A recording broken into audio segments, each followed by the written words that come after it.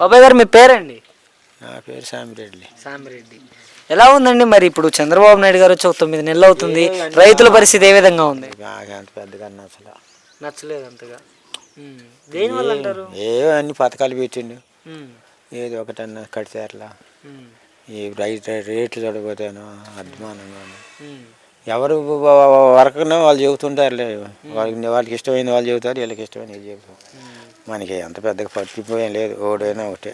అంటే జగన్మోహన్ రెడ్డి అనే వ్యక్తి రాష్ట్రాన్ని అప్పుల పాలు చేసి వెళ్ళాడు, పథకాలు ఇవ్వడానికి కొంచెం టైం పడుతుంది, సంపద సృష్టిస్తున్నాం అనేసి మాట్లాడుతున్నారు టీడీపీ వాళ్ళంతా. ఏం మాట్లాడుతున్నారు? అంటే ఇప్పుడు వైసీపీ వాళ్ళకి కూడా పథకాలు ఏం చేయొద్దు, పనులు కూడా ఏం చేయొద్దు, ఏమైనా చేసామంటే పాముకి పాలు పోసి పెంచినట్టే అనేసి చంద్రబాబు నాయుడు గారు కూడా మాట్లాడుతున్నాడు.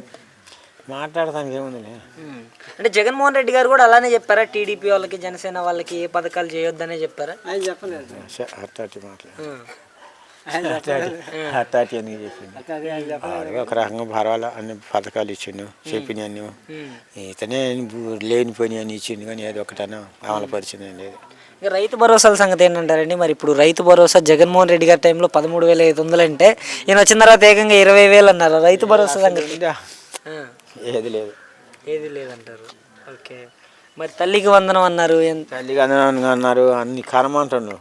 వేసుకొని 2-3 పిల్లలు కానీ, మా ఆయన ఒక పిల్లగాని ఎందుకు కనడం మరి నాకు అర్థం. పిల్లలను కానండి ఒక్కొక్కరికి 18,000 రూపాయలు వేస్తాను, అట్ట అత్త ఇట్ట అన్ని కలబులు మాటలు చెప్పి గెలిచిండు. ఆయనైతే ఒక్కరినే కన్నారు. కాదండి, 18 సంవత్సరాలు నిండితే చాలు, ఇంట్లో ఎంతమంది మహిళలు ఉంటే అంతమందికి నెలకి 1,500 ఇస్తా అన్నారు. చెప్పిండు, ఏది ఇస్తేనా. ఈ ఉచిత బస్సు గురించి ఏంటంటారు? ఇంకా అది లేదు ఇది లేదు అన్ని ఎత్తేసింది. అన్ని ఎత్తేసారు. మరి గ్యాస్ డబ్బులు వస్తున్నాయా? గ్యాస్ డబ్బులు అందరికి వస్తున్నాయి అంటున్నారు. ఇద్దరికి కొంతమందికి పడతాయి, కొంతమందికి కొంతమందికి పడట్లేదు. ఓకే, అంటే మిర్చి రేటు తగ్గడానికి కారణం పంట ఎక్కువగా పండటం అంటున్నారు. పంట ఆడది పండింది, ఆట అంత ఇది కూడా లేదు.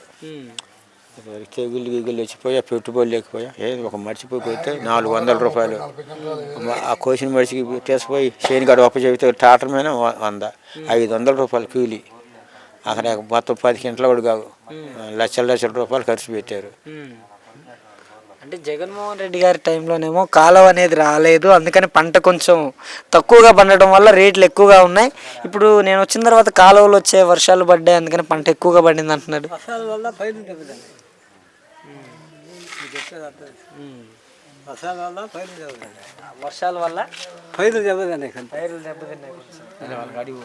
నేను వచ్చిన తర్వాత అయితే ఇబ్బందిగానే కొనసాగుతుంది అంటావు అయితే రైతులకి.